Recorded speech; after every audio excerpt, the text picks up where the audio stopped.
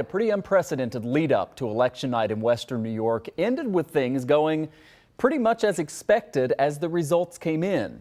This afternoon, Lee Zeldin conceded the race for governor to Kathy Hochul, though through a statement that he posted on Twitter, he did not give a public speech today. With some results still to come in, Hochul is up by about 6 percentage points. It's right around the average of recent polling leading up to Election Day. So at least in this race, the polling wasn't so bad, at least the averages. The results make Hochul the first woman ever elected governor of New York, of course, after she served out the remainder of former Governor Andrew Cuomo's term after he resigned in disgrace last year. Because of all of you, we'll keep making progress, breaking down barriers, breaking glass ceilings, helping New Yorkers achieve the greatness that it is capable of. And I will lead with strength and compassion, not with fear and anger. And together, we'll put our values to work to live. Elsewhere here in Western New York, most local incumbents won their races, including Erie County Clerk Mickey Kearns, and also Democrat Shawn Ryan, who you see there, beat Republican Ed Rath in a battle of incumbents set up by redistricting in the state Senate.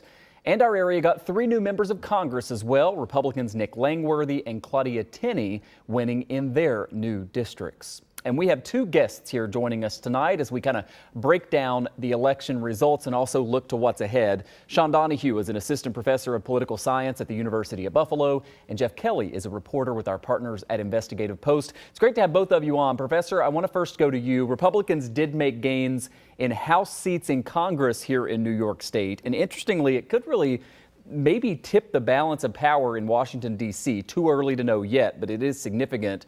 It seemed, though, like the GOP thought this was a year they were going to break that 2-decade losing streak in statewide elections. It obviously did not happen. Lee Zeldin congratulated Governor Kathy Hochul in a statement that he put out conceding the race. He pointed out that he won at least 49 of the state's 62 counties. But I'm showing our viewers now, he ended his statement saying, quote, "While this campaign has come to a close, the rescue mission to save our state continues."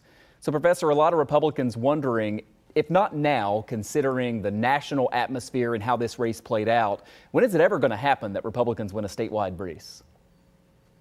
Well, that's a very good question, Michael. I mean, I was looking at some of the county level data today. And, one thing that Republicans needed that happened was that there was a lower turnout in New York City and very high turnout upstate. So, one piece of data I thought was interesting is that despite the fact that there are almost twice as many people that live in Brooklyn versus Suffolk County, which is where Congressman Zeldin is from, there were more votes cast in Suffolk County than in Brooklyn. But that's a good point. If not now, when? I mean, it's just that there's so many more Democrats in New York. It's a question of, maybe if Congressman Zeldin had some more moderate views and maybe wasn't associated with Trump, maybe he could have gotten a little bit closer. I want to turn to you now, Geoff. You wrote on investigativepost.org today about the big takeaway when you look specifically here at Western New York. Show our viewers this. The headline for your article says, "There was no red wave." You say that local races went kind of, as we mentioned, as expected under traditional circumstances. Explain that to us, how you kind of are looking back at what happened.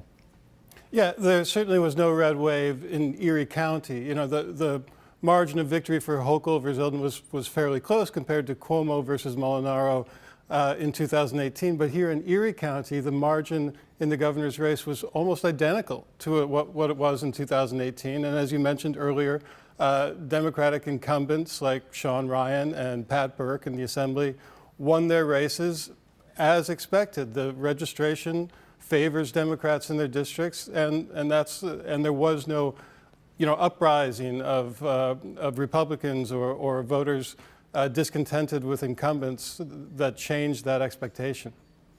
Professor, a big change for Governor Hochul now is that she is no longer the state's chief executive just because of the bad behavior of the former guy, right? She has now been elected on her own, albeit by a narrower margin than we've seen in quite a while, at least in terms of the governor's race. What changes for her now in terms of her leadership in Albany? Well, now people cannot say she's an accidental governor. She's been elected in her own right. but she's also going to face a legislature that has slightly less Democrats in the state Senate and in the state Assembly. And, there is kind of a division between some Democrats that are more upstate and suburban that are a little bit more moderate versus a lot of the ones in New York City that are much more progressive, that she's going to have to deal with those cleavages that may come in their caucus.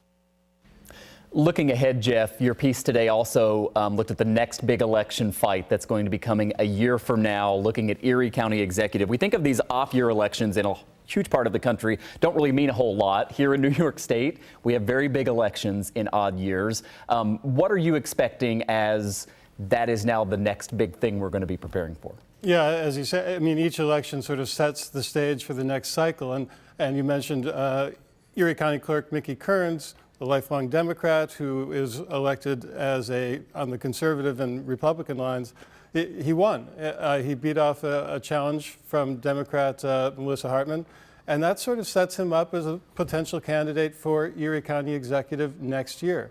There are other candidates sort of floating around in the mix too. Former Congressman Chris Jacobs is another possible Republican candidate. And as well, there are the Erie County legislature races, and one of those is going to be filling a vacancy left by Joe Lorigo, who appears to have won a state Supreme Court justice seat.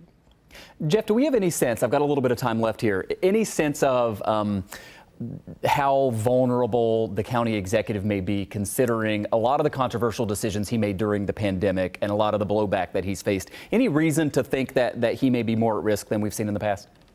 Probably the biggest reason he's at risk, if he is that, that he would be seeking a fourth term. And there, every elected official has sort of a life expectancy, and 3 terms seems to be it for Erie County Executive. On the other hand, my understanding is he and his circle are working on a re-election campaign. But, there's still a lot of time.